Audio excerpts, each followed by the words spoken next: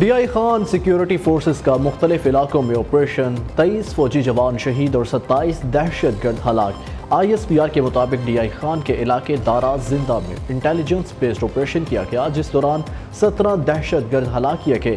کراچی میں 4 اور دربن میں 6 شدت پسند مارے گئے۔ روکا تو بارود سے بھری گاڑی چوکی سے ٹکرا دی۔ خودکش حملے میں پاک فوج کے 23 جوان شہید ہوئے۔ 23 شہداء کی نماز جنازہ ڈی آئی خان گیریزن میں ادا۔ کور کمانڈر پشاور، فوجی افسران، جوانوں اور سول حکام کی شرکت۔ شہداء کو فوجی اعزاز کے ساتھ آبائی علاقوں میں سپرد خاک کیا جائے گا۔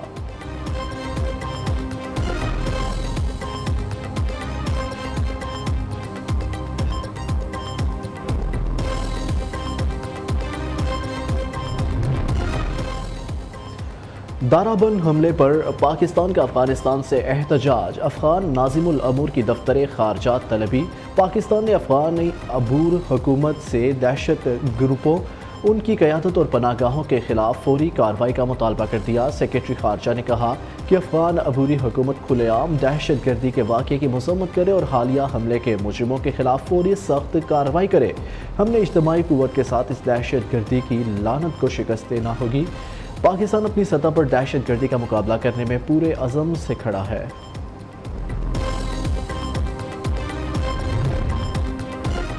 اقوام متحدہ کی جنرل اسمبلی کا ہنگامی اجلاس۔ غزہ میں جنگ بندی کی قرارداد بھاری اکثریت سے منظور۔ 153 ممالک نے قرارداد کی حمایت، 10 ممالک نے مخالفت کی، 23 غیر حاضر۔ پاکستانی مندوب منیر اکرم نے اجلاس سے خطاب میں کہا، غزہ جنگ کا ذمہ دار خاص کر اسرائیل ہے، الزام صرف حماس کو دینا قابل مذمت ہے۔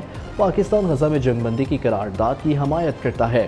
غزہ پر گرایا گیا بارودی مواد ہیروشیما ناگاساکی پر گرائے گئے جوہری بم کے برابر ہے۔ اسرائیل کے کچھ دوستوں نے قرارداد میں یک طرفہ ترمیم کی تجویز دی۔ مظلوم فلسطینیوں کا مذاق کیوں اڑایا؟ سوشل میڈیا پر فیشن برانڈ زارا کے خلاف بائیکاٹ مہم کامیاب۔ کمپنی انتظامیہ نے متنازعہ فوٹو شوٹ پر معذرت کر لی، ویب سائٹ کے پہلے صفحے سے اشتہار ہٹا دیا۔ تیونس میں برانڈ کے سٹور کے باہر احتجاج، مظاہرین کے فلسطین کے حق میں نعرے بازی۔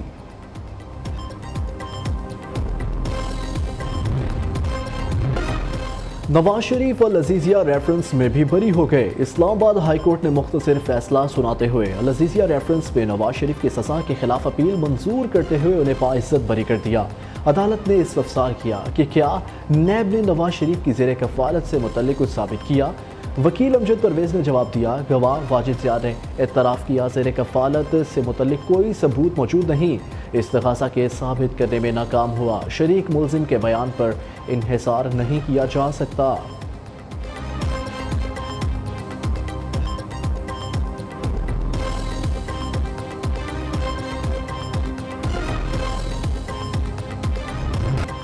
ذوالفقار بھٹو صدارتی ریفرنس۔ عدالت نے 9 معاورین مقرر کر دیے۔ جسٹس منصور نے اپنے ریمارکس میں کہا کہ سپریم کورٹ کا فیصلہ حتمی ہے، بدلا نہیں جا سکتا۔ سپریم کورٹ دوسری نظر ثانی نہیں سن سکتی، ایک معاملہ ختم ہو چکا ہے۔ عدالت کو یہ تو بتائیں کہ اس کیس میں قانونی سوال کیا ہے۔ ریفرنس پر سوالات۔ چیف جسٹس قاضی فائز نے پوچھا، کیا جب یہ سارا کیس چلا ملک میں آئین موجود تھا؟ کیا پولیس سے کیس کا اصل ریکارڈ ملا تھا؟ اٹارنی جنرل نے کہا، اس وقت ملک میں مارشل لا تھا، اصل ریکارڈ نہیں ملا۔ کیس کی سماعت جنوری کے دوسرے ہفتے تک ملتوی۔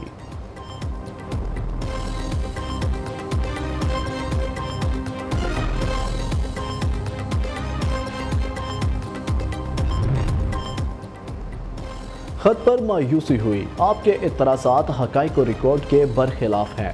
خصوصی بینچز کسی جج کو نکالنے یا ڈالنے کے لیے تشکیل نہیں دیے جا رہے۔ بینچز کی تشکیل پر تجویز دیں، اجلاس کا انعقاد کیا جائے گا۔ چیف جسٹس قاضی فائزہ نے جسٹس اعجاز الاحسن کے خط کا جواب دے دیا، لکھا، آپ کی درخواست پر کمیٹی کے اجلاس جمعرات کو رکھے گئے۔ پہلا اجلاس آپ کی عدم دستیابی کی وجہ سے تاخیر کا شکار ہوا۔ ہمیں 6 دن کام کرنے کی تنخواہ ملتی ہے، نہ کہ 4.5 دن کی۔ جج کی پہلی ذمہ داری عدالتی فرائض کی انجام دہی ہے۔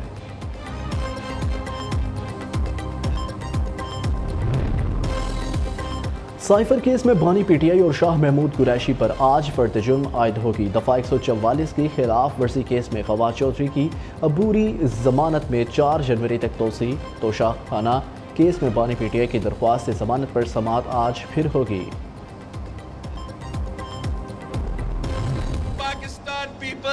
پارٹی کا خوبی یہ ہے کہ پاکستان پیپلز پارٹی کا کوئی سیاسی مخالف ہی نہیں ہے. ان سیاستدانوں جو پرانے سیاستدان بن چکے ہیں ان سے ہمارا مقابلہ نہیں ہے. ہم 3 نسلوں سے اگر جدوجہد کر رہے ہیں تو سیاسی جماعتیں آئے, سیاسی جماعتیں گئے, مگر پاکستان پیپلز پارٹی آج بھی موجود ہے. پرانے سیاستدان 5ویں بار وزیر اعظم بن کر کون سا تیر ماریں گے؟ 8 فروری کو ایسا سرپرائز دینا ہے کہ رائے ونڈ والوں کو ہمیشہ یاد رہے گا.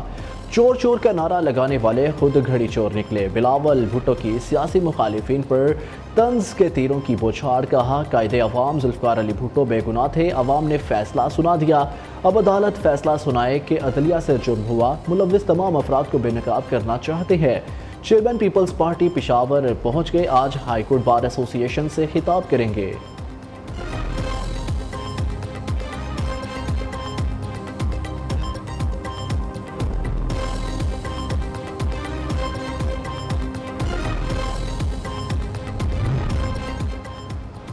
ملکی معیشت کی بحالی کے لیے ٹیکس نظام میں اصلاحات ناگزیر ہیں. امن و امان کے لیے ریاست اپنی آئینی ذمہ داریاں نبھائے گی. کسی کو بھی خلل ڈالنے کی اجازت نہیں دی جا سکتی. نگران وزیر اعظم انوار الحق کاکڑ کا 12ویں قومی بلوچستان ورک شاپ سے خطاب.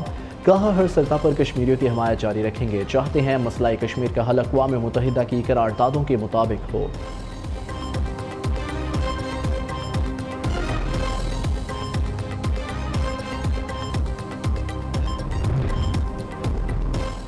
شرح سود 22% پر برقرار. اسٹیٹ بینک نے مانیٹری پالیسی کا اعلان کر دیا. حکام کے مطابق اکتوبر کے مقابلے نومبر میں مہنگائی کی شرح بڑھی. رواں مالی سال پہلی سماہی میں جی ڈی پی نمو میں بہتری دیکھی گئی. مالی سال 2024 کے دوران حقیقی جی ڈی پی کی بحالی معتدل رہنے کا امکان ہے.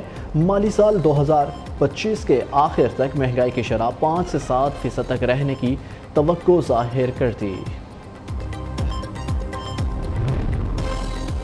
پاکستان کے لیے بڑی خوشخبری. سعودی عرب کی کمپنی ارامکو کی بڑی سرمایہ کاری. گیس اینڈ آئل کمپنی کے 40% حصص خرید لیے. ارامکو کو پاکستان میں اپنی مصنوعات متعارف کرانے کے لیے مزید مواقع ملیں گے.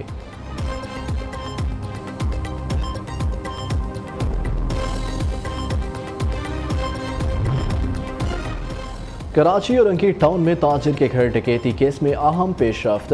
ایس پی جنوبی عمران قریشی سمیت 2 ملزم بے قصور قرار. ڈی ایس پی عمیر بجاری اور دیگر ملزمان کے خلاف عبوری چالان پیش کر دیا گیا. پولیس کے مطابق S S P Imran Qureshi اور کانسٹیبل عظمت کے خلاف شواہد نہیں ملے. کروڑوں کی ڈکیتی میں ایبٹ آباد میں المناک واقعہ. ذرا سی بے احتیاطی 5 انسانی جانیں نگل گئی. نواں شہر میں گیس لیکیج کے باعث دم گھٹنے سے 5 افراد جاں بحق. ماں اور 4 بچے شامل.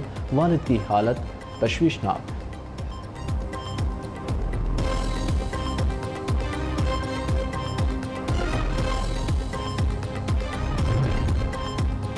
قومی کرکٹ ٹیم کا دورہ آسٹریلیا. آپٹس اسٹیڈیم میں پریکٹس. ٹیم ڈائریکٹر محمد حفیظ اور کوچز کی زیر نگرانی کھلاڑیوں کی بیٹنگ بالنگ اور فیلڈنگ کی practice. Off spinner Sajid Khan نے پرتھ میں ٹیم کو جوائن کر لیا. پاکستان اور آسٹریلیا کے درمیان پہلا ٹیسٹ کل کھیلا جائے گا. میچ پاکستانی وقت کے مطابق صبح 7:30 بجے شروع ہوگا.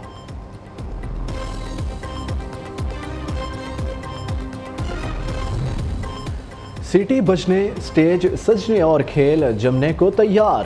پاکستان سپر لیگ کی تیاریاں جاری. 9ویں ایڈیشن کے لیے کون سا کھلاڑی کس ٹیم کا حصہ، فیصلہ آج لاہور پہ ہوگا. ملتان سلطانز کے علاوہ تمام ٹیموں نے 8 کھلاڑی ٹریڈ اور ریٹین کر لیے. ڈرافٹنگ کی پلاٹینیم پک میں پہلی باری ملتان اور آخری لاہور کی ہوگی.